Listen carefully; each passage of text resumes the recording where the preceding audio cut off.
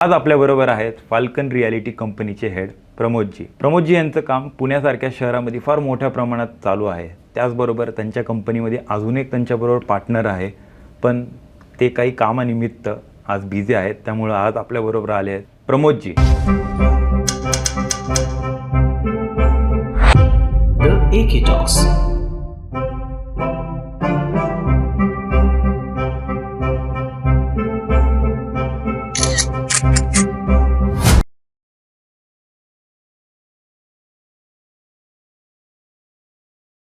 आपण त्यांच्याकडून जाणून घेऊ की पुणे शहराची ग्रोथ गेल्या अनेक वर्ष झालं मोठ्या प्रमाणात चालू आहे आणि त्यांचा जो एक्सपिरियन्स आहे, माझ्या अंदाजे 15 ते 20 वर्षाहून अधिक त्यांचा एक्सपिरियन्स ह्या रिअल इस्टेट जगतात आहे.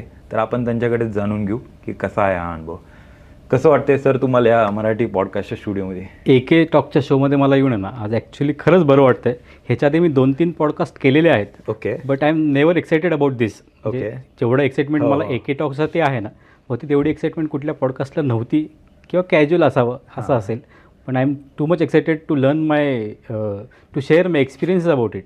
Correct correct. माझे एक्सपिरियन्स शेअर करायला खरंच नक्की आवडेल. ह्या शो मार्फत लोकांपर्यंत पोहोचणं हे पण तेवढंच गरजेचं आहे. बरोबर. लोक म्हणतात रिअल इस्टेट म्हणजे काय, पण हो. रिअल इस्टेटचा खरा अर्थ लोकांना जो ऐकतील त्याच वेळी कळेल. बरोबर. लोक वरच्यावर बघून किंवा ऐकून रिअल इस्टेटमध्ये इन्व्हेस्टमेंट करत असतात, पण बहुतेक लोकांनी त्याच्याबद्दल अभ्यासही करणं मला असं वाटतं की खूप गरजेचं आहे. हो, बरोबर. तर I am too much excited about AK talk. Let's take it forward. Exactly. तुम्ही इथे तुमचा एवढा मौल्यवान वेळ दिला, कारण की पुणे शहराची डेव्हलपमेंट फार मोठ्या प्रमाणात चालू आहे. आजही तुम्हालाही माहिती की मी बरंच लांबून ट्रॅव्हल करून स्टुडिओमध्ये आलो आहे आणि ट्रॅफिकची समस्या फार मोठ्या प्रमाणात उद्भवत आहे. सिटी फार मोठ्या प्रमाणात वाढत आहे, नो डाऊट, पण लोकांना खूप साऱ्या समस्या उद्भवत आहे, जसं की ट्रॅफिक असू किंवा पाण्याचे प्रश्न असू. त्यातल्या त्यात पुण्यातल्या बऱ्याच भागात मेट्रोचंही काम चालू आहे. बरोबर. कसं पाहताय? म्हणजे मी शहराच्या मुद्द्यावरती येतोच, पण जसं तुम्ही सांगितलं तुमची कंपनी आहे फाल्कन रियालिटी, बरोबर. कशी याची सुरुवात झाली आणि कसं तुम्ही ह्या रिअल इस्टेटच्या जगतात आला? बेसिकली याच्या मागचं कसं आहे, I was working in real estate profession from last 17 years. 2007 साली माझी जर्नी चालू केली रिअल इस्टेटमध्ये, where I was working with खूप साऱ्या डेव्हलपर्सबरोबर मी काम केलेलं आहे. I started as a sales executive. Okay. आणि मी रिटायरमेंट घेतली 2020 साली. That time I was vice president marketing and sales for one of the top real estate company in Pune. Okay. त्यामध्ये मी कमीत कमी 1000 कोटीची इन्व्हेंटरी हँडल करत होतो. हो. तिथून रिटायरमेंट घेतली एका उद्देशाने की स्वतः काहीतरी करायला पाहिजे. लोकांचे बघितले की अनुभव बघितले, लोकांचं खूप सारे अडचणी बघितल्या. त्यातून असं वाटलं की बहुतेक आपण ह्याला सक्षम आहोत यांना उत्तर देण्यासाठी, किंवा ह्याच्यासाठी आपण लोकांसाठी काहीतरी करता येईल, ह्याच्या मागचा हा उद्देश सगळ्यात बेसिक. मग आम्ही कंपनी चालू केली. मी आणि सोमनाथ म्हणून माझे पार्टनर, आम्ही दोघांनी मिळून फाल्कन रियालिटी नावाची. ओके. ह्याच्यामध्ये आमचा उद्देश होता की आम्ही फोकस्ड, आमचा एकदम क्लिअर होता की आम्हाला काय करायचं आहे, की आम्हाला ह्याच्यामध्ये फक्त प्लॉटेड डेव्हलपमेंटच करायचं आहे. ओके. मग आम्ही रेसिडेन्शियलकडे वळालो नाही, आम्ही कमर्शियल रिअल इस्टेटकडे वळालो नाही. आम्ही फोकस क्लिअर ठेवलं की आपल्याला फक्त प्लॉटिंगमध्येच काम करायचं आहे.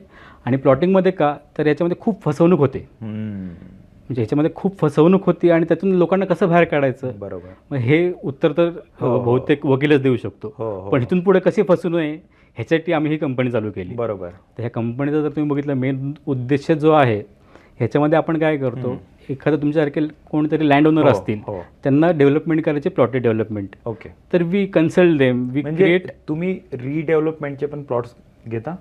नाही, रिडेव्हलपमेंटचे नाही. तुमचं कसं असतं, प्लॉटेड डेव्हलपमेंट ही कधी पण सिटीच्या आउटस्कर्ट्सलाच होते.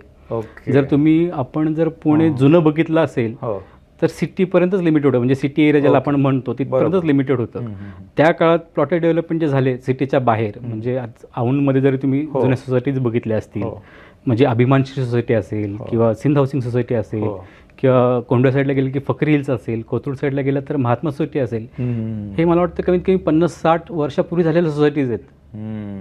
पण आज जर तुम्ही त्यांची व्हॅल्यूज बघितली, आज जर राहणारी लोकं बघितली, they are very much prosperous now. म्हणजे आज ते सिटीच्या मध्ये आलेले आहेत हे सगळे प्रोजेक्ट्स. पण त्यावेळी जर लोकांना म्हटलं की मी औंधला जाऊन प्लॉट घेतोय, तर लोक म्हणायचे अरे कुठे कुठे आहे तुम्ही हे. बरोबर.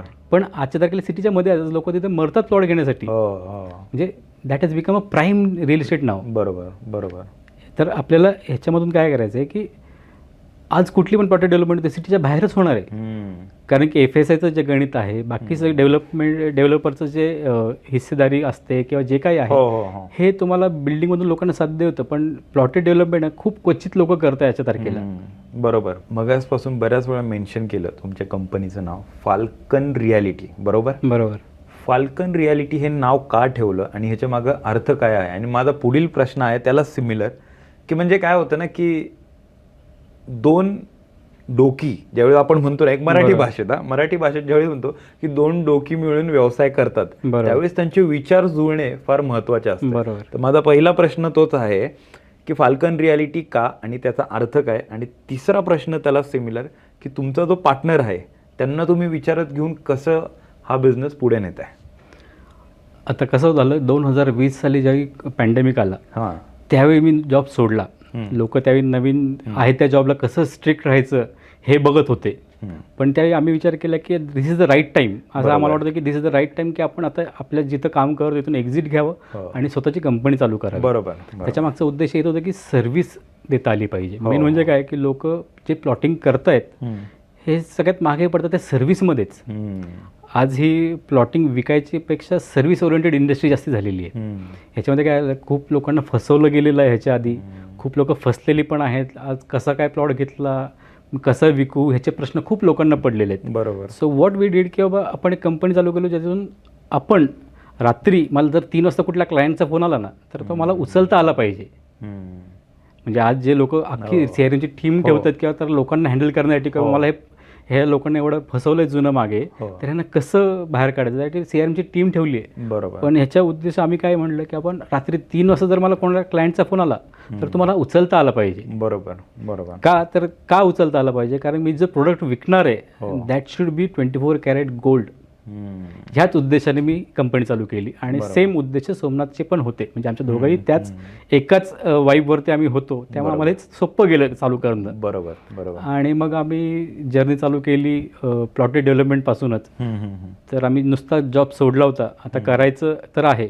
त्यावेळी नुसताच एक डेव्हलपर माझं बोलणं चालू होतं की बाबा एक प्रोजेक्ट आहे जे 4 वर्ष अडकलेले होते, जे त्यांना सेल जमत नव्हतं त्या प्रोजेक्टचा, जे 4 वर्ष सेल करत होते त्या टोटल इन्व्हेंटरीमधले त्यांनी 30% प्रोडक्ट विकलेला होता. ओके. आणि 70% बाकी होता. 2020ला आम्ही तो हातात घेतला ऑक्टोबरला, म्हणजे कोविडच्या फर्स्ट वेव्ह नंतर तो हातात घेतला ऑक्टोबरमध्ये. आणि आमचं त्यांच्याबरोबर ॲग्रीमेंट झालं 9 महिन्याचं की 9 महिन्यामध्ये मी तुम्हाला तुमची राहिलेली 70% इन्व्हेंटरी विकून देतो. तर त्या काळात नेमकं झालं काय की आम्ही चालू केला प्रोजेक्ट, फ्रॅक्शन ऑफ मंथ्स आम्ही तो प्रोजेक्ट 5 महिन्यामध्ये कंप्लीट करून बाहेर पडलो. ओके. दॅट वॉज आम्हाला पण तो बूस्ट मिळाला, आम्हाला पण कॉन्फिडन्स आला की हां आपण हे ॲक्च्युली राईट ट्रॅकवरती आहे आणि करतो पण आहे. So let's take it ahead. मग त्याच्यानंतर मग एक प्रोजेक्ट करत गेलो. आज आम्ही फाल्कन रियालिटीमध्ये आम्ही कमी 7 प्रोजेक्ट केलेले आहेत. अरे वा. बरोबर. आणि अजून ऑनगोईंगमध्ये पाईपलाईनमध्ये 3 प्रोजेक्ट्स आहेत. बरोबर. बरोबर. आणि आमची सुदैवाने चांगली टीम पण आहे who are helping us, rather dedicated team आहे. आणि आमचा फोकस आहे त्यामुळे क्लिअर आहे की बाबा मी रेसिडेन्शियल मला जरी आले अपॉर्च्युनिटीज तर मी त्याकडे बघत नाही, सरळ नाही म्हणून सांगतो. कारण माझा फोकस प्युअरली NA प्लॉट्स आणि फार्म हाऊस प्लॉट्स हेच करणं आहे. बरोबर. बरोबर. ज्याच्यातून मला पण झोप लागेल आणि कस्टमरलाही झोप लागेल. प्रमोदजी मला सांगा, फाल्कन रियालिटी ही कंपनी आहे ही फक्त पुण्यासाठीच मर्यादित राहणार आहे भविष्यात? आत्ता तरी आमचा प्लॅन पुढच्या 2 वर्षासाठी तरी पुण्याच्या पेरिफेरियलमध्येच आहे. पुणे आणि PMRDA रिजन ज्याला आपण म्हणतो ह्या रिजनमध्येच आम्ही स्ट्रिक्ट आहोत. कारण की काय होतं, बाहेर जर गेलो फोकस हालायचं नाही आम्हाला फोकस जो आहे ना पुणेचा ग्रोथ ॲब्झॉर्व करणं आमचं सगळ्यात पहिलं मोठं टार्गेट असेल. आणि मग अशी तुम्ही विचारलं की फाल्कन नाव का, फाल्कन हा असा पक्षी आहे ना जो आकाशात सगळ्यात उंच उडतो. Okay. That was the reason we kept our company name is a falcon reality. आमची अजून एक सिस्टर कंपनी पण आहे ज्याचं नाव गॉडविथ रियालिटी आहे.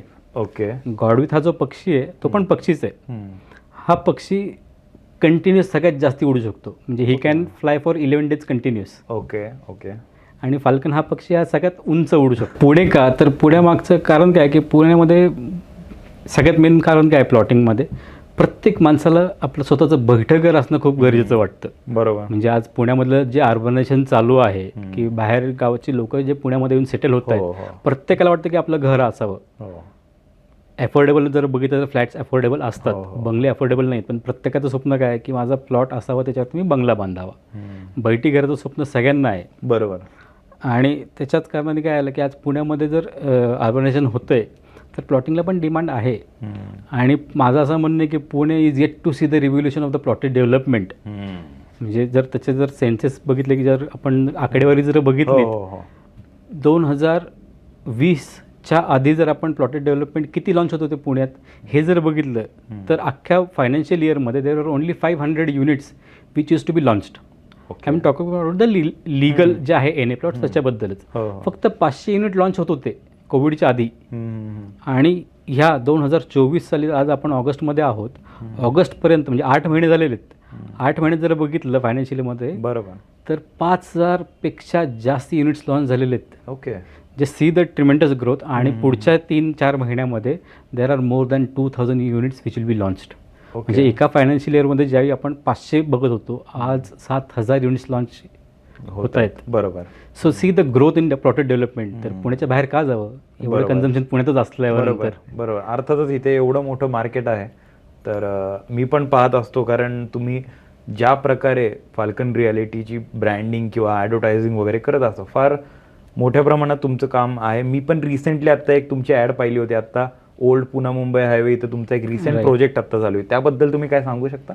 सांगतो ना. तो जो प्रोजेक्ट आहे त्याचं नाव आहे प्रेसिडेन्शियल पार्क. ओके. टोटल 10 एकरमध्ये प्रोजेक्ट आहे. आज काय झालेलं आहे की आपण पुण्याच्या कोथरूडपासून जर निघालो चांदणी चौकातून ओल्ड बॉम्बे पुणे हायवेनी, तर अख्ख्या दोन्ही साईडला रस्त्याच्या ग्रोथ झालेली आहे. तुम्ही मामुर्डी म्हणू नका, रावेत, पुनावळे, वाकडे सगळं फुल झालेलं आहे.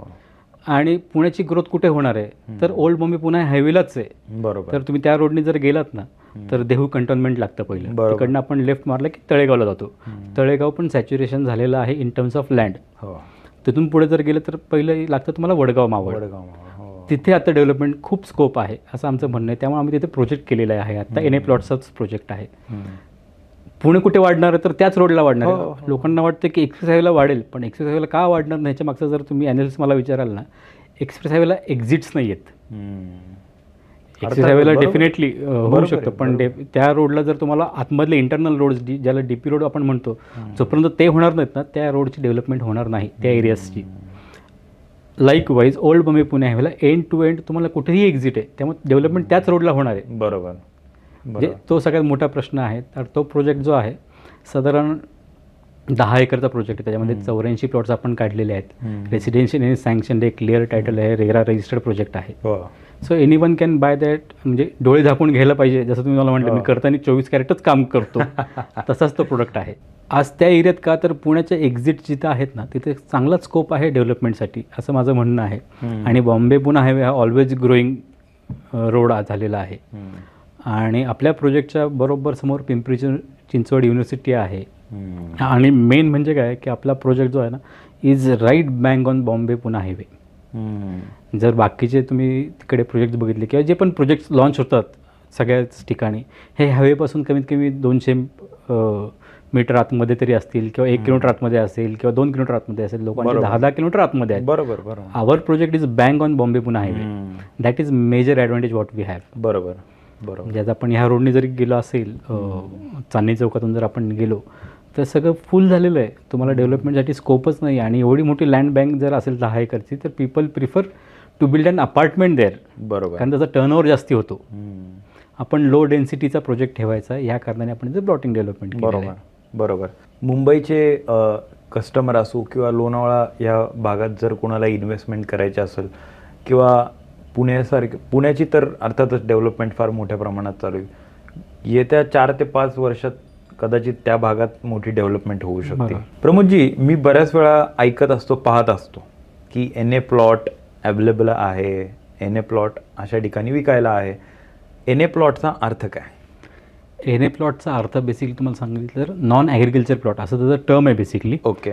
आता नॉन ॲग्रिकल्चर प्लॉट हे आपण सँक्शन करून घ्यायला लागतात गव्हर्नमेंटकडनं सगळ्यात पहिली गोष्ट. ओके. आता नॉन ॲग्रिकल्चर जर आपण प्लॉट करणार असेल तर त्याच्या मागचं उद्देश आपल्याला डिफाईन करणं खूप गरजेचं असतं. ओके. आज लोक तुम्ही म्हणतात की ॲडव्हर्टाईज बघितलं NA प्लॉटची, पण एन ए प्लॉट नेमकं म्हणजे काय, पण त्याचा पर्पज काय, हा कधीच तुम्हाला तो डिफाईन जोपर्यंत तुम्ही साईटवर जाणार नाही कळणार हो, नाही, हो, हो. किंवा डॉक्युमेंट्स बघितल्याशिवाय तुम्हाला तो कळणार नाही. कळणार नाही. ह्याच्यामध्ये जर बघितलं तर झोनिंग जो प्रकार आहे ह्याच्यामध्ये काय असतं, एकतर तुमचं रेसिडेन्शियलसाठी आर झोन प्लॉट्स असतात, हो हो हो. दुसरा इंडस्ट्रियल पण असतात. इंडस्ट्रियल एन ए ज्याला म्हणतो, गोडाऊन एन ए असतो, आय टी एन ए असतो, रिसॉर्ट एन ए असतो, असं हो. अनेक प्रकारचे एन ए प्लॉट्स असतात. हो. पण ह्याच्यामध्ये तुमच्यासाठी बेस्ट सुटेड कुठला आहे, हम्म. म्हणजे तुम्ही जर एंड युजर असाल किंवा इन्व्हेस्टमेंटसाठी जर बघत असाल तर माझ्या हिशोबाने रेसिडेन्शियल एन ए प्लॉट्स हेच खूप उपयुक्त आहेत. कारण तुम्ही जर इंडस्ट्रियल प्लॉट घेतला तर तुम्ही तिथं फॅक्टरी बांधणार आहात का, तर नाही. नाही. तुम्ही I T N A plot जर घेतला तुम्ही आय टी पार्क बांधणार आहात का, तर नाही. तर तुमच्या इन्व्हेस्टमेंटसाठी रेसिडेन्शियल प्लॉट हाच सगळ्यात उत्तम पर्याय आहे. बरोबर. म्हणजे एकंदरीत सगळ्यांसाठीच बेसिकली बरोबर. मॅक्सिमम लोकांसाठी जो लागतो तो रेसिडेन्शियल एन एच असतो. बरोबर. पण ज्यावेळी पण तुम्ही जाताल त्यावेळी वी नीड टू चेक की बाबा डॉक्युमेंटवरती एन ए ऑर्डरवरती लिहिलेलं काय आहे. लोक म्हणतात एन ए आहे, हो, हो. पण कुठला प्रकार आहे हा कसा कळणार तुम्हाला. बरोबर, जोपर्यंत बरोबर. आपण एन ए ऑर्डर वाचत नाही ना हो. तोपर्यंत आपल्याला हा प्रकारच कळणार नाही नेमकं काय आहे. त्यामुळे कधी पण प्रॉडक्ट घेतो यू शुड फर्स्ट सी की बाबा काय आहे, कुठला एन ए आहे हा, त्याच्यावर तुमची गरज आहे का त्या एन ए प्लॉटची, then you can define it. बरोबर. आणि मग तुम्ही त्याच्यावरती पुढं त्याच्यावरती तुम्ही हे करू शकता की घ्यायचं आहे नाही घ्यायचं आहे. तुमचं you can take decision accordingly. हो हो. फार प्रोडक्टिव्ह माहिती तुम्ही सांगत आहे. कारण मी पण मला पर्सनली आवडतात काही गोष्टी, की जागा विकत घेणे आणि म्हणजे ते असतं ना की एक फ्लॅटमध्ये इन्व्हेस्टमेंट करणं किंवा लँडमध्ये इन्व्हेस्टमेंट करणं, अशा गोष्टींमध्ये मी पण ज्यावेळेस विचार करतो त्यावेळेस मी विचार करतो अरे पहिलं आपण एक लँड खरेदी करू, भले किंवा ती कुठे पण असो, पण कुठे पण असली की त्यामध्ये प्रश्न येतो. त्यामध्ये प्रश्न हा येतो की बाबा ती आर झोनमध्ये आहे का एन ए प्लॉटमध्ये आहे. तर अर्थातच तुम्ही आता एन ए प्लॉट रिलेटेड काही माहिती सांगितली, पण ह्या दोघांमध्ये फरक काय आहे. आता आर झोन जे आहे ना हा रेसिडेन्शियल झोन मानला जातो. खूप लोक त्याला येल्लो झोन पण संबोधतात. पण ह्याच्यामध्ये फरक काय आर झोन आणि एन एमध्ये, आर झोन हा प्लॉट जो आहे ना तुम्ही एकटे घेऊ शकणार नाहीत. म्हणजे मिनिमम क्रायटेरिया तुम्हाला बाईंगचा आहे तो 11,000 स्क्वेअर फीटचा आहे. ओके. जे ज्याला आपण 10 गुंठे गव्हर्नमेंटच्या ह्याच्यामध्ये आहे की कमीत कमी तुम्हाला 10 गुंठे घेणं भाग आहे. पण आज जर प्राइसिंग बघितली आपण पुण्याच्या सभोवतालच्या तर 10 गुंठेची कॉस्टिंग खूप हेवी होऊन जाते. बरोबर. जर तुम्ही जे पुण्याच्या आजूबाजूला फिराल की जे एक्झिट्स आहेत पुण्याचे तिकडे जर तुम्ही गेलात की खूप ठिकाणी आर झोन प्लॉटचे तुम्हाला बोर्ड दिसतील, बिल बोर्ड दिसतील की बाबा आर झोन प्लॉट्स अवेलेबल, 1 ते 11 गुंठ्यांचे प्लॉट्स विक्रीसाठी उपलब्ध. बरोबर. तिथंच लोक फसतात. मेन म्हणजे काय आहे की 11 गुंठ्याच्या खाली तुमचं ॲग्रीमेंटच होत नाही. म्हणजे गव्हर्नमेंटच्या लॉनुसार तुकडाबंदी कायदा आहे. बरोबर. त्याच्यामध्ये तुमचं तुमचं हे आहे की बाबा मला 10 लाखात मिळतोय 1 गुंठ्याचा प्लॉट, पण तुम्ही तुमच्या नावावर होणार आहे का तो, हे बघणं खूप गरजेचं आहे. आर झोनमध्ये काय होतं की लोक प्लॉट घेतात का तर स्वस्त असतं म्हणून, स्वस्त वाटतं मी घेऊन ठेवतो आत्ता फ्युचरमध्ये विकता येईल या हिशोबाने तुम्ही प्लॉट घेता. पण डेव्हलपर काय करतो तुमच्यासारखे 11 जण गोळा करतो. तुम्ही 1 गुंठा घेतला आहे, तुम्ही तुमच्या मित्रांनी एक घेतला आहे, असे 11 प्लॉट्स तो विकतो आणि मग तुमचं एकत्र ॲग्रीमेंट करतो 11 जणांचं. बरोबर. ते एका गटामध्ये 11 जण झाले, 11,000 स्क्वेअर फीट त्यांनी विकलं, असं त्याचा मोठा प्रोजेक्ट असेल समजा. बरोबर. तुमचा प्लॉट नंबर 4 आहे, दुसऱ्याचा प्लॉट नंबर 17 आहे, एकाचा 33 आहे, एकाचा 34 आहे, बरोबर. एकाचा 51 आहे. अशा 11 जणांना तो एकत्र करतो आणि एक डॉक्युमेंट करतो. बरोबर. आणि ते डॉक्युमेंट केल्यानंतर ज्यावेळी आपण ते डॉक्युमेंट करतो त्यावेळी 11 जणांचं डॉक्युमेंट होतं. हो. आणि ते 11 जणांचं डॉक्युमेंट झाल्यानंतर तुम्हाला वाटतं की हां माझ्या नावावर तर झालेलं आहे आणि आय एम हॅप्पी. पण ह्याचा प्रॉब्लेम कधी येतो, तुम्हाला ज्यावेळी कन्स्ट्रक्शन करत असतं का त्यावेळी तुम्हाला खरा अनुभव येतो की बाबा माझं ज्यावेळी आपण गव्हर्नमेंटकडे प्लॅन सबमिशनला जातो की माझा हा प्लॉट आहे, प्लॉट नंबर 4 तुम्ही जसा घेतला, 4 नंबर माझा प्लॉट आहे, मी प्लॅन सँक्शनिंगला देत आहे, पण गव्हर्नमेंट विचारतं तुमचा प्लॉटची चतुर्सीमा कुठे आहेत. 11 जणांमध्ये त्यांनी लिहून दिलं असं अख्ख्या गटमध्ये 11 गुंठे यांचे आहेत, पण तुमच्या प्लॉटचे बाउंड्री कुठे आहेत हे कळतच नाहीत लोकांना. त्यामुळे गव्हर्नमेंट काय म्हणतं कपत्रक घेऊन या. कपत्रक तुमचं होणारच नाही कारण तुमच्या प्लॉटला बाउंड्रीच नाही. त्यांनी 11 गुंठ्यांमध्ये तुम्हाला कुठलं तरी आहे बरोबर असं लिहून दिलेलं आहे, तुमचा डिफाईन कुठला आहे हा कळतच नाही ना. तो सगळ्यात मेजर प्रॉब्लेम आहे. आणि त्याच्यासाठी जर सँक्शन करत असेल तुम्हाला बंगला तर तुम्हाला सँक्शन एनी लेआउटमध्येच प्लॉट घेणं खूप गरजेचं असतं. ओके. तरच तुम्हाला ते सँक्शन मिळतं, अदरवाईज तुम्हाला काही सँक्शन मिळत नाही. जसं आत्ता तुम्ही सांगत होते की डॉक्युमेंट्स फार महत्त्वाचे असतात. बरोबर. कोणती लँड किंवा वॉट एव्हर रिअल इस्टेटमध्ये आपण इन्व्हेस्टमेंट करत असतो त्यावेळेस ज्यावेळेस लँड बाय करायची असेल त्यावेळेस कोणत्या गोष्टींची काळजी घेतली पाहिजे, म्हणजे कोणते डॉक्युमेंट्स व्हेरीफाय केले पाहिजेत? बरोबर. सगळ्यात पहिली गोष्ट आज रेरा नावाची एक अथॉरिटी गव्हर्नमेंटने महाराष्ट्रामध्ये अंमलात आणलेली आहे, विच इज व्हेरी गुड. सगळ्यात पहिलं आपण काय बघितलं पाहिजे, तुमचा प्लॉट रेरा रजिस्टर्ड आहे का. Okay okay. ती सगळ्यात पहिली मोठी गोष्ट आहे. जर तुम्ही रेराच्या वेबसाईटवरती गेले तर तुम्हाला बाकीचे सगळे डॉक्युमेंट्स मिळतात बेसिकली. दुसरी गोष्ट लिगॅलिटी, जर आपण म्हणतो रेराच्या वेबसाईटवरून तुम्हाला डॉक्युमेंट सगळे डाउनलोड करता येतात. पास्ट हिस्ट्री, की हा प्लॉट आधी कोणाकडे होता, त्याच्या आधी कोणाकडे होता, कोण कसं त्याची ओनरशिप ट्रान्सफर होत आलेली आहे. तुम्ही आज जर बघितलात तर तुम्हाला सगळ्यात पहिलं 7/12 बघणं गरजेचं आहे. 7/12वर तुम्हाला त्या माणसाची कोणाची ओनरशिप आहे हे त्याच्यातून कळतं. आणि त्याच्यानंतर तुम्हाला title search report, actually it is always recommended to go with advocate, get all the due diligence done. कारण की आपण जर लेम मॅन जर बघायला गेला तर त्याला बऱ्याचशा गोष्टी कळतात, पण मागच्या गोष्टी कशा कळतील तुम्हाला, त्याच्यासाठी तुम्हाला टायटल सर्च रिपोर्ट काढणं गरजेचं असतं. आणि टायटल सर्च रिपोर्ट हा ॲडव्होकेट काढून देतो. ॲडव्होकेटला जर तुम्ही सांगितलं की मागच्या 50 वर्षाचे मला या प्रॉपर्टीचा टायटल सर्च रिपोर्ट दे, मग तो मागचे सगळे डॉक्युमेंट्स कोणाकडनं ओनरशिप ट्रान्सफर होत आलेले आहेत ह्या चेक करतो. आत्ता प्लॉटवरती काय बोजा आहे का, काय लिटिगेशन आहेत का, हे सगळं चेक करून तुम्हाला टायटल सर्च रिपोर्टमध्ये उत्तम पद्धतीने तुम्हाला तो माहिती देऊ शकतो. बरोबर. आणि it becomes very easy for you to take decision after that. हे तुमचं ते डिसिजन घेणं त्याच्यावरती खूप निर्बंध, म्हणजे त्याच्यावरती मला वाटतं की तुम्ही डिसिजन घ्यायला पाहिजे ते बघितल्यानंतरच. बरोबर बरोबर. आता ह्याच्या सगळ्यात पहिलं जर आपण ह्याच्यामध्ये बघायचं असेल तर आपला प्रोजेक्ट रेरा रजिस्टर्ड आहे का हे बघणं खूप गरजेचं आहे. आणि ज्यावेळी आपल्याकडे रेरा रजिस्टर्ड प्रोजेक्ट असेल त्याच्याबरोबर एक रेराचा नंबर येतो, तो जर आपण डेव्हलपरकडनं घेतला की आपण रेराच्या वेबसाईटवर जाऊन सगळी त्याच्या प्रोजेक्टबद्दलची माहिती आपण डाउनलोड करून बघू शकतो. ह्याच्यामध्ये दुसरी गोष्ट जी आहे तर you should hire an advocate, असं माझं म्हणणं असतं. कुठलाही प्रोजेक्ट असू देत, कुठलाही प्लॉट असू देत, ते घेण्याआधी आहे ना आपण एखाद्या वकिलाशी कधी पण कन्सल्ट करणं गरजेचं असतं. त्याच्याकडनं आपण टायटल सर्च रिपोर्ट ज्याला आपण म्हणतो हे करून घेणं गरजेचं असतं.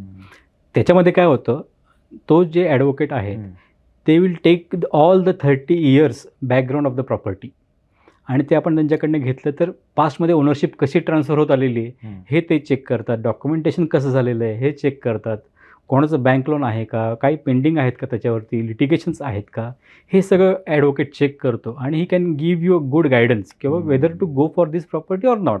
बरोबर. त्याच्या व्यतिरिक्त जर तुम्ही मला एक विचारताल तर तिसरी गोष्ट आहे एन ऑर्डर आपण चेक केली पाहिजे. किंवा जसं तुम्हाला मगाशी सांगितलं की एनएचे प्रकार आहेत, तर आपण ज्या पर्पजसाठी प्लॉट घेतोय हा त्याच्यासाठी आहे का, रेसिडेन्शियल एन ए आहे का, हे बघणं खूप गरजेचं आहे. चौथी गोष्ट जी आहे ना ती 7/12 बघणं. 7/12 जो लेटेस्टवाला 7/12 आहे हे बघणं खूप गरजेचं आहे. तो पण आपल्याला आजकाल ऑनलाईन मिळतो. त्याच्यातून काय कळतं की ओनरशिप कोणाकडे आहे आजच्या तारखेला हे आपल्याला कळतं त्या डॉक्युमेंटवरून. तर ते पण बघणं खूप गरजेचं आहे. हे बघितल्यानंतर and consulting with the all the documents with the advocate आपण तुमचा डिसिजन तुम्ही चांगल्या पद्धतीने घेऊ शकता. बरोबर. Rather you can take it right direction, की आपण जे बघतोय हे बरोबर आहे की नाही हे आपल्या त्याकडनं कळेल. बरोबर.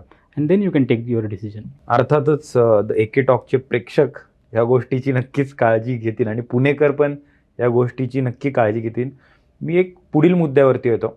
आत्ता गेले काही महिन्यांपूर्वी किंवा बरेच वर्ष झालं की लोकांना आहे ना पावसाळ्यात खूप काही गोष्टींना सामोरं जावं लागतं. खूप जोरात पाऊस येतो, ढगफुटी होते, अशा काही गोष्टी होतात. लोकांचं स्वप्न असतं की एक घर घ्यावं, पण तिथे त्यांच्या घरामध्ये पाणी जाणं किंवा पार्किंगमध्ये पाणी जाणं किंवा जमिनीतून पाणी येणं, अशा खूप काही गोष्टी होत असतात. बरोबर. अशा वेळेस मोस्टली सर्वजण असं करतात की डेव्हलपर पाहतात किंवा बिल्डर जो असतो तो पाहतात की कोण आहे. ज्यावेळेस आपण कोणती लँड खरेदी करतोय किंवा कोणतं फ्लॅट खरेदी करतोय त्यावेळेस एखाद्या प्रोफेशनल कंपनीला कन्सल्ट करणं गरजेचं आहे. 100% आहे. ह्याच्या मागचं कारण तुम्हाला सांगतो. आत्ताच 2 आठवड्यापूर्वी जर तुम्ही पेपर वाचला असेल तर पवना नदीला पूर आलेला, ब्लू लाईनमध्ये लोकांची घरं होते किंवा कोरेगाव पार्कमध्ये लोकांच्या घरामध्ये पाणी आलं हे पण आपण बघितलं असेल. तर ह्याच्यासाठी काय असतं, गव्हर्नमेंटनी अपॉइंटेड लाईन मारलेली असते नदीच्या काठेला आणि नाला जे आहे त्याच्या साईडला पण, ज्याला आपण ब्लू लाईन आणि रेड लाईन म्हणतो. तर त्याच्या मागचं गव्हर्नमेंटचा काहीतरी उद्देश आहे त्या लाईन का केलेल्या आहेत किंवा त्याच्यामध्ये घर बांधता येऊ नये. कारण की पाण्याचा जर फ्लो वाढला तर तो ब्लू लाईनपर्यंत कधी येतो, रेड लाईनपर्यंत कधी येतो हे गव्हर्नमेंटने डिसाईड केलेलं आहे. त्यानुसारच आपण त्याचं ती जागा बघणं गरजेचं असतं. सेकंडली प्रोफेशनल कंपनीची गरज का पडते, आज जर आपण बघितलं, जेव्हा आपण इन्व्हेस्टमेंट करत असतो, भले स्टॉक मार्केटमध्ये असं ट्रेडिंग करत असू, स्टॉक मार्केटमध्ये इन्व्हेस्टमेंट करत असू, म्युच्युअल फंड करत असू, तेव्हा आपण काय बघतो, सेबी रजिस्टर्ड एजंट आहे का ज्याच्याकडनं आपण ही माहिती ऐकतोय किंवा बघतोय. हे जेव्हा आपण फ्रॅक्शन जेव्हा आपण ₹1000 का होईना म्युच्युअल फंडमध्ये टाकत असतो, त्यावेळी पण आपण कन्सिडर करतो की सेबी रजिस्टर्ड एजंट आहे का, हो, हे की नाही. सेम आपण हे प्लॉट घेताना पण बघितलं पाहिजे की ज्याच्याशी आपण कन्सल्ट करतोय किंवा बोलतोय, is he RERA registered consultant or not. कारण तरच तो चांगली माहिती देऊ शकतो. त्याला जर माहिती असेल तरच तो तुम्हाला माहिती देईल ना. बरोबर बरोबर. नाहीतर काय असतं की कोणालाही कुठूनही पैसे मिळू शकतात आणि at the end of the पैसे तुमचे जाणार आहेत. तर त्यामुळे तुम्ही कधी पण कन्सल्ट करताना ना राईट पर्सन, तुमचा मित्र आहे तो सांगतोय म्हणून घ्या असं कधीच करू नये. त्याच्यामध्ये फसायचे चान्सेस जास्त आहेत. त्यामुळे रेरा रजिस्टर्ड जो कन्सल्ट आहे त्याच्याकडनं तुम्ही चांगली माहिती घ्या, त्याच्याकडनं कन्सल्ट करा आणि मगच प्लॉट घ्या किंवा तुमचं स्वप्नातलं घर घ्या असं मी म्हणेल. आपण कोणता फ्लॅट वगैरे खरेदी करायला जातो त्यावेळेस आपण मोस्टली काय पाहतो की त्या सोसायटीमधल्या ॲम्युनिटीज पाहतो. जिम, स्विमिंग पूल, पार्किंग असो, अशा वेगवेगळ्या ॲम्युनिटीज आपण पाहत असतो. पण ज्यावेळेस एखादी लँड खरेदी करतो त्यावेळेस तिथं पूर्ण तो बऱ्यापैकी भाग असा मोकळाच असतो. बरोबर. पण त्यावेळेस कोणत्या गोष्टींचा विचार केला पाहिजे, की उदाहरण की तिथं लाईट असो किंवा अशा रस्ता असो, अशा छोट्या मोठ्या गोष्टी असतात. तर ह्या प्रकारे कोणत्या गोष्टींचा विचार केला पाहिजे? प्लॉट घेताना ना सगळ्यात पहिली मेन म्हणजे तुम्हाला बघायचं असतं ते location. Location should always be your priority. आपण कुठे प्लॉट घेतोय हे तुम्हाला डिसिजन सगळ्यात पहिलं करणं भाग असतं. दुसरं, त्या प्लॉटपर्यंत तुमच्या लाईटची प्रोविजन आहे का, पाण्याची प्रोविजन आहे का, ड्रेनेजची सुविधा गव्हर्नमेंट तिथपर्यंत कधी देणार आहे किंवा कसं देणार आहे, ह्याचं तुम्हाला सगळ्यात बारकाईने तुम्हाला बघणं खूप गरजेचं असतं. आणि ॲक्सेस टू द प्रॉपर्टी, आणि प्रॉपर्टीला तुमच्या किती विड्थचा रोड आहे हे पण तेवढंच गरजेचं आहे. कारण की आज जर आपण प्लॉट मिळतोय चांगला स्वस्तात तरी घेतो, पण त्या प्लॉटच्या बाहेर तुमचा रोड किती मीटरचा आहे हे खूप महत्त्वाचं आहे. कारण की त्याच्यानुसार तुम्ही कितपत बांधकाम करू शकता हे ठरतं. म्हणजे ॲज पर गव्हर्नमेंट गाईडलाईन्स हे त्याच्यानंतर सर की तुमचा 9 मीटरचा जर मिनिमम रोड असेल तरच तुम्हाला बांधकामाला परवानगी मिळणार आहे. करेक्ट. 6 मीटरला जर रोड असेल तुम्हाला बहुतेक परवानगी मिळणार नाही, other than old city area. तर आपण ज्यावेळी सिटीच्या बाहेर बघतोय प्लॉट, तर प्लॉटचा बाहेरचा रोड हे पण बघणं खूप गरजेचं आहे. त्याच्या व्यतिरिक्त लिगॅलिटीचं मी तुम्हाला आता ऑलरेडी आपण कव्हर केलेलंच आहे. वास्तू म्हणतो ना आपण की वास्तुशास्त्र असतं घर वगैरे ज्यावेळेस खरेदी करतो त्यावेळेस, लँडमध्ये पण ह्या गोष्टींचं किती महत्त्व आहे वास्तूचं? वास्तू पण तेवढीच महत्त्वाची आहे आजच्या तारखेला. इव्हन प्लॉट घेताना सुद्धा वास्तू तेवढीच महत्त्वाची आहे. आज जे लोक बघतात एंट्रन्स कसा हवा आहे प्लॉटचा हे पण बघणं गरजेचं आहे, ज्याला आपण ईस्ट वेस्ट फेसिंग म्हणतो. प्लॉटलाही तुम्हाला एंट्रन्स ईस्ट वेस्ट फेसिंग असणं खूप गरजेचं आहे. बरोबर. आणि it plays very vital role in your purchasing decision प्लॉटमध्ये पण.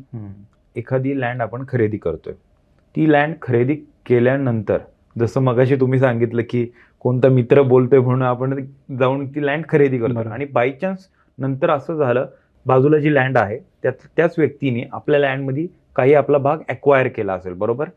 तर ह्या गोष्टींना कायदेशीर सामोरं जाण्यासाठी त्या जागेची, त्या लँडची मोजणी करायला लागते, बरोबर. त्यामध्ये प्रायव्हेटही आली आणि सरकारी आली. तर तुमचा काय सल्ला असेल की प्रायव्हेट मोजणीकडे गेलं पाहिजे का सरकारी मोजणीकडे? आता ह्याच्यामध्ये जसं तुम्ही विचारलं प्रायव्हेट मोजणी आणि सरकारी मोजणी ह्या दोन्हीमध्ये फरक आहे. प्रायव्हेट मोजणी म्हणजे काय असतं की I can hire someone, give him some money, आणि त्यांना सांगायचं की माझ्या जी प्रॉपर्टी आहे त्याचं तुम्ही मोजणी करून द्या. म्हणजे त्याच्यामध्ये काय होतं, तो माणूस येतो, त्याचं मशीन घेऊन येतो, तो चेक करतो की तुमचा समजा प्लॉट 5000 स्क्वेअर फीटचा असेल, तो 5000 स्क्वेअर फीट तुम्ही सांगाल तिथे मॅप लावतो आणि मोजून तुम्हाला देतो. हा प्रायव्हेट सर्वे झाला. बरोबर. ह्याच्याने तुम्हाला कळते की तुमचा प्लॉट 5000 स्क्वेअर फीटचा होता आणि 5000 स्क्वेअर फीटच्या जागेवरती. That's it. सरकारी मोजणीमध्ये काय होतं की तुमचा जो 5000 स्क्वेअर फीटचा प्लॉट आहे, तुमच्या बाजूला राईट म्हणजे नॉर्थ, साऊथ, ईस्ट, वेस्ट कुठल्या कुठल्या दिशेनं कोणाकोणाचे प्लॉट आहेत ह्या सगळ्यांना पण गव्हर्नमेंट त्याच वेळी काय करतं, अर्ज हे पाठवते, नोटीस पाठवते की तुमची मोजणी आहे, तुमच्या ह्या प्लॉट धारकाची मोजणी आहे, तर तुम्ही पण त्यावेळी हजर राहा.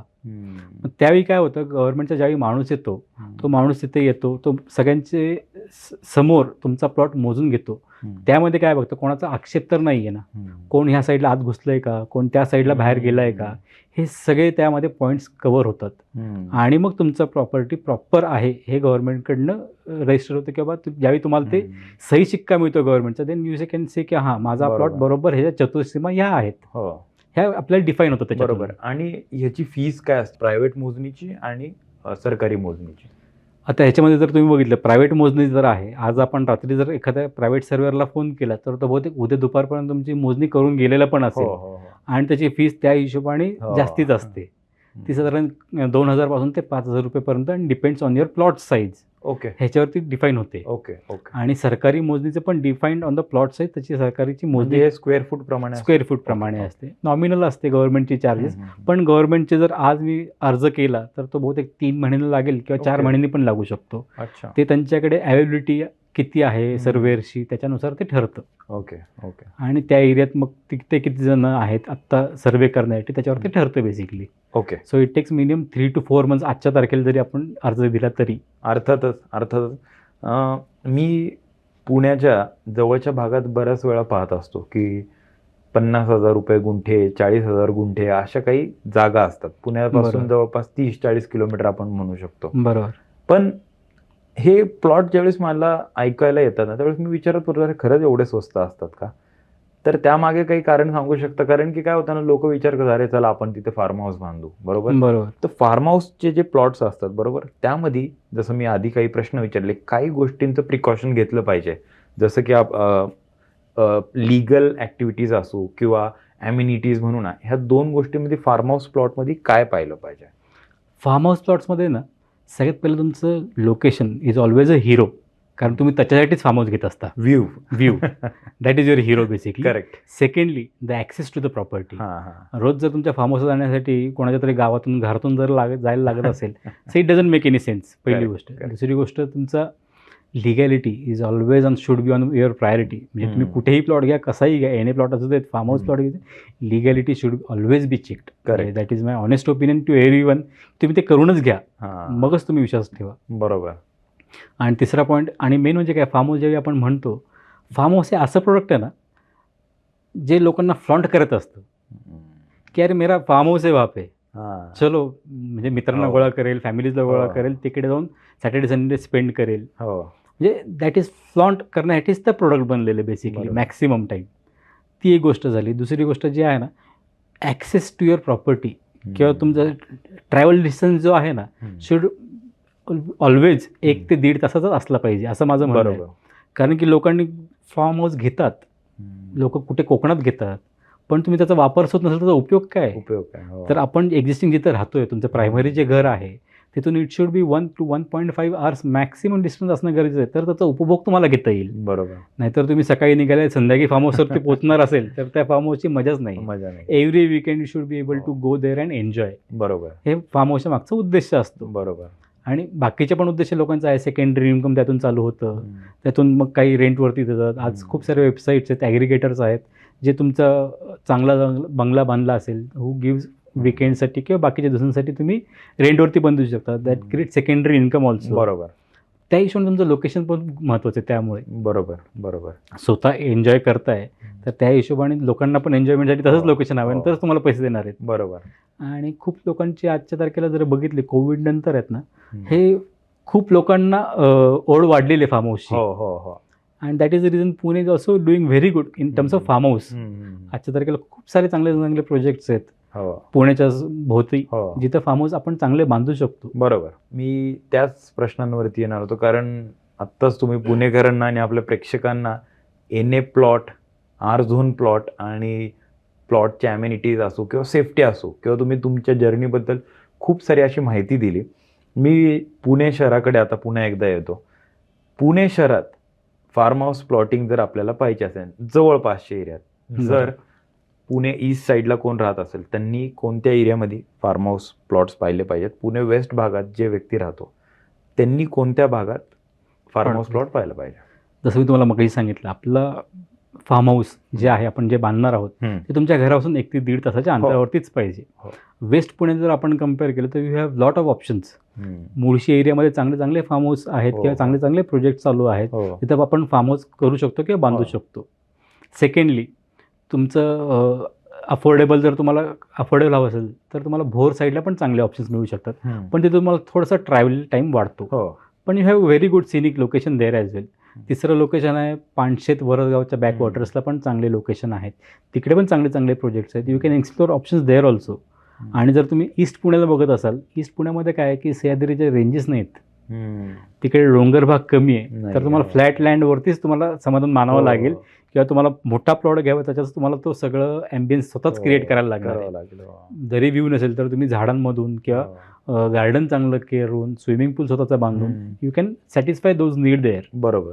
कारण की आज हडपसरचा जर माणूस असेल, he cannot travel to Mulshi, कारण त्याला सिटी पार करायला 2 तास आणि तिथून पुढे 1.5 तास मुळशीमध्ये पोहोचायला 3-3.5 तास त्याला त्याच्यातच लागणार आहेत. सो हडपसर सारखा जो एरियामध्ये राहणारा जो माणूस आहे त्यांनी उळी कांचन त्या बेल्टमध्येच एक्सप्लोर करावं फार्म हाऊस. तिकडे काहीतरी तुमची एक स्कीम पण झाली होती ना? हो, तिकडे माझा एक सिटीस्केप नावाचा एक प्रोजेक्ट झालेला होता, which has very tremendous response. Okay. आणि we were able to sell that within fraction, if I am not wrong, 5 months. Okay, 5 ते 6 महिने अख्खा प्रोजेक्ट सोल्ड आउट करून बाहेर पडलेलो होतो.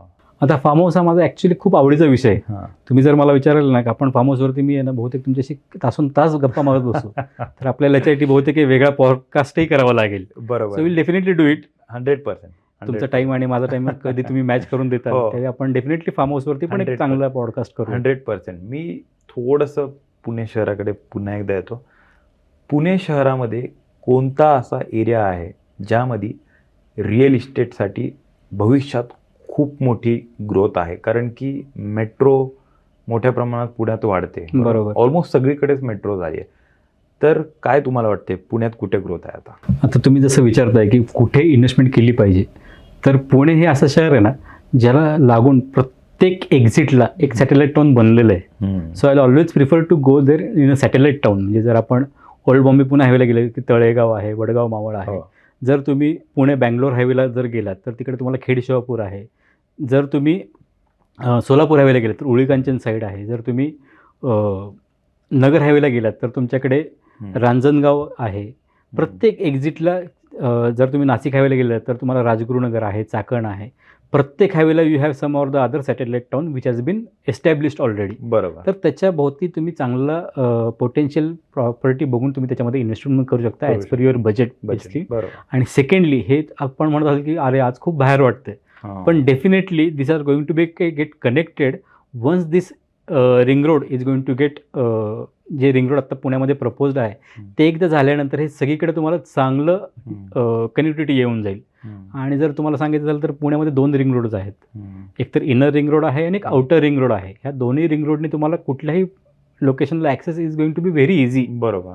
आणि त्याचप्रमाणे तिथली ग्रोथही होणार आहे.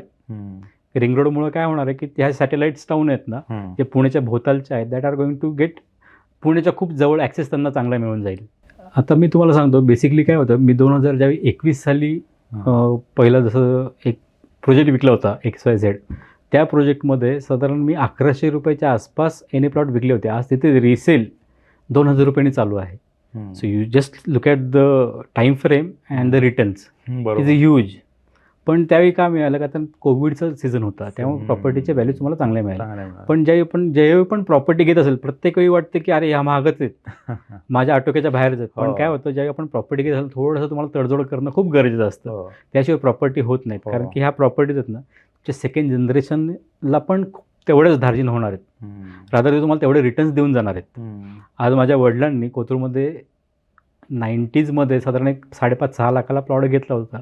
आज त्याची जर तुम्ही मला किंमत द्याल तर मोर दॅन 5 CR आहे आरामात. बरोबर. म्हणजे हे माझ्याबद्दलच नाही, प्रत्येकाबद्दल झालेलं आहे. Every individual is associated with real estate some or the other way. मग ते गावामध्ये असू देत किंवा शहरातही असू देत, कुठल्याही शहरात असू देत, म्हणजे गाव पातळीला असू देत, टायर 1 सिटीजला असू देत, टायर 2 सिटीजला असू देत, इन्व्हेस्टमेंट ही वाढलेलीच आहे रिअल इस्टेटमधली किंवा प्लॉटमध्ये तर हमखास तुमचे तर वाढलेलीच आहे.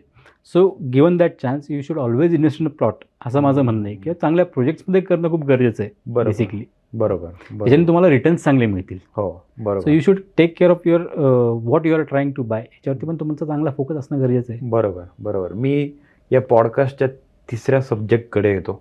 जसं तुम्ही मला आधी सांगितलं होतं की आधी तुम्ही बऱ्याच डेव्हलपर्सकडे जॉब केला, काम केलं, त्यानंतर तुम्हाला कुठेतरी असं वाटलं की आपली स्वतःची कंपनी आता स्टार्ट करायची वेळ आलेली आहे. बरोबर.